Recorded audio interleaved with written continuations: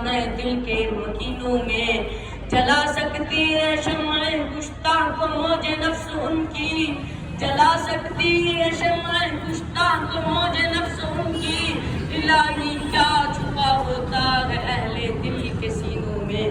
نہ پوچھ ان خرقہ پوشوں کی ارادت ہو تو دیکھ ان کو، نہ پوچھ ان خرقہ پوشوں کی ارادت ہو تو دیکھ ان کو،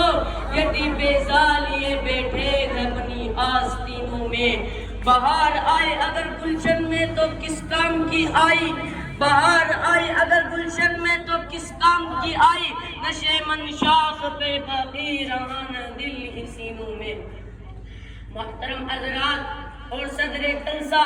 آج میں ان یاران باسطہ، شہیدان عشق و وفا، وارثان بلال اور سرخیل آزادی کے تذکرے کی سعادت حاصل کر رہا ہوں، جن کا قلب و جگر اسلام کی عظمت سے معمور تھا، جن کے چہرے پر عدم و استقلال کے کرنیں جلوہ فکن تھی، جن کا دل و جذبہ جہاد سے سرشار تھا، جنہوں نے اپنی زندگی اسلام کی سربلندی اور اعلاء کلمت اللہ کے لیے وقف کر دی، جن کی ایک تاریخ ہے، جن کی ایک داستان ہے، جنہوں نے ہر دور میں اسلام کی آبیاری کی ہے اور چمنستان اسلام کی طرف بڑھنے والے عباد سمون کی راہ میں دیوار آہن بن کر قائم ہو گئے ہیں۔ حضرات، اس چمنستان عالم کا پتہ پتہ اور بھوٹا بھوٹا اس بات پر شامل ہے کہ یہ طبقہ ان اصحاب فکر و نظر اور وارثان قلب و جگر کا طبقہ ہے، جنہوں نے تاریخ کے ہر نازک موڑ پر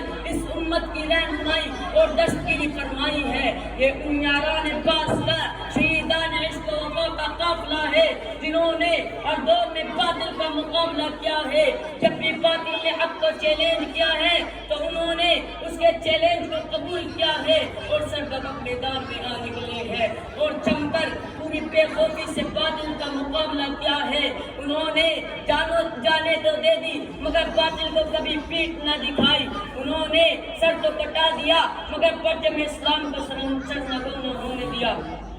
جب جلاد تلوار چمکاتا ہوا آگے بڑھا تو انہوں نے مسکرا کر نظر سے نظر ملائی اور پھر یہ کہتے ہوئے مردانہ تلوار کے نیچے سر رکھ دیا، خوشا وقت یہ کہ میری موت تیرے کوچے میں آ جائے، خوشا وقت یہ کہ میری موت تیرے کوچے میں آ جائے، یہی تو زندگی کا آخری عنوان ہے ساقی۔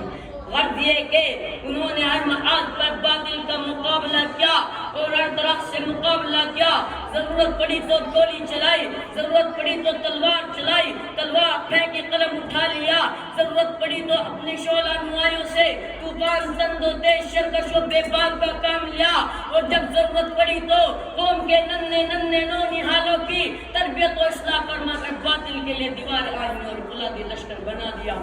آج میں انہی جیالوں اور سرفروشہ اسلام کی تھوڑی سی تاریخ اور ادنا سی جھلک دکھانا چاہتا ہوں کہ انہوں نے جنگ آزادی میں کیا کارنامہ انجام دیا ہے اور ان کا کیا مقام رہا ہے۔ محترم حضرات، جب ہندوستان کی مقدس سرزمین پر انگریزوں کا ناپاک سایہ پڑا اور وہ اپنے شادرانہ و عیارانہ چالوں سے یہاں کے مالک بن بیٹھے، جب باشندگان ان پر طرح طرح کے ظلم و ستم کے پہاڑ توڑے جانے لگے، جب ہندوستانیوں کو غلام بنایا جانے لگا، جب ہندوستانیوں کا خون ان کے پسینوں سے بھی ارزاں ہونے لگا، تو ایسے نازک وقت میں سب سے پہلے جس شخص نے علم بغاوت بلند کیا وہ محدث کبیر، امام جلیل، رئیس الاولیاء، فخر چمن، محرم فن، نازش وطن، شاہ عبدالعزیز بن ولی اللہ محدث دہلوی ہے۔ یہ وہی مرد مجاہد درویش خدا ہے جس نے وقت سے بہت پہلے مسلمانوں کے نصب العین کا اعلان کرنا دیا تھا، جہاں تک پہنچنے کے لیے دوسروں کو بھی برسا برس انتظار کرنا تھا۔ شاہ عبدالعزیز کا خطہ کیا تھا؟ گویا ایک برسر بے اما تھا جو دشمنوں کے نخل تمنا پہ گر پڑی، انگریزوں کی نیندیں حرام ہو گئی، جگہ جگہ آزادی کے شعلے بھڑکنے لگے، جگہ جگہ آزادی کے پرچم لہرانے لگے، سینوں میں ولولے مچلنے لگے اور حوصلوں نے انگڑائیاں لینی شروع کر دی۔ مسند درس پر بیٹھ کر قرآن و حدیث کے درس دینے والے علماء کرام خانقاہوں میں بیٹھ کر اپنے خون جگر سے شمع اسلام روشن کرنے والے مشائخ اعظام اپنے مدرسوں خانقاہوں کو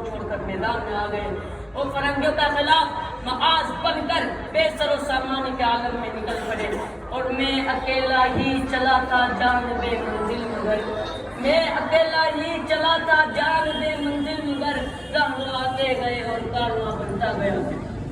حضرات یہ واقع ہے کہ اگر ہندوستان کی جنگ آزادی میں علماء حصہ نہ لیتے تو یہ ہندوستان کبھی بھی آزاد نہ ہوتا۔ اگر سرخیل آزادی نہ ہوتے تو تحریک آزادی نہ چلتی، تحریک بالا کوٹ نہ چلتی، تحریک ریشمی رومال نہ چلتی، تحریک خلافت نہ چلتی، ہندوستان چھوڑو تحریک نہ چلتی، مقدمہ وہاں بیان نہ چلتا، امبالہ شاہش کیسے نہ بنتا۔ الغرض علماء کرام ہی نے اپنے خون جگر سے اقدس آزادی کے انا بندی کی ہے اور اپنے مقدس لب سے شجر آزادی کو سیدھا پروان چڑھایا ہے۔ چنانچہ 1857 کی جنگ آزادی میں 2 محاذ بنائے گئے،